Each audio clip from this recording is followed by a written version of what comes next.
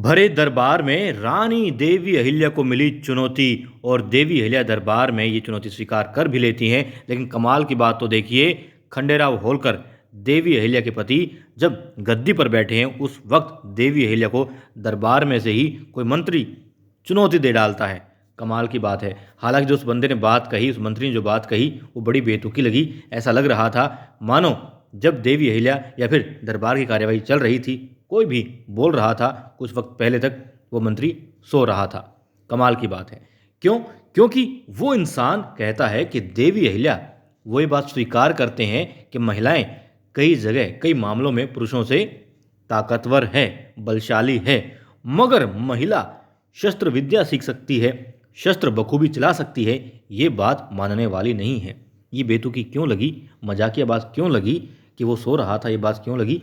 क्योंकि देवी अहिल्या ने, खंडेराव होलकर ने और तुकोजी ने, सब ने चंबल के युद्ध का जिक्र किया और जहां पर देवी अहिल्या के नेतृत्व में ये युद्ध लड़ा गया और जीता भी गया।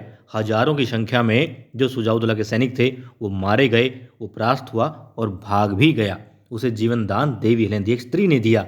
ये बात जब सब जानते हैं, पूरे मालवा में इस बात का जिक्र है, दरबार ने भी यहाँ तारीफें की, बहुत शुभकामनाएं दी देवी अहिल्या को, उसके बावजूद ये मंत्री ये बात कहता है कि स्त्रियाँ युद्ध कौशल जान सकती है, सीख सकती है और तलवारबाजी अच्छे से कर सकती है, ये संभव नहीं है।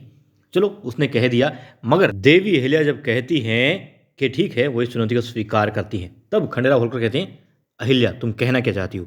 फिर देवी अहिल्या कहती है कि यदि चुनौती दी जा रही है कि महिला शस्त्र ज्ञान प्राप्त नहीं कर सकती, वो अच्छे से शस्त्र चलाना कभी नहीं सीख सकती और अच्छे तरीके से बखूबी उसका प्रदर्शन कभी भी नहीं कर सकती, तो देवी अहिल्या चुनौती को स्वीकार करती है और भरे दरबार में वो कहती है कि देवी अहिल्या ये साबित कर देंगी कि स्त्री किसी भी पहलू से पुरुष से कम नहीं है, चाहे वो शास्त्र ज्ञान हो या फिर शस्त्र ज्ञान हो।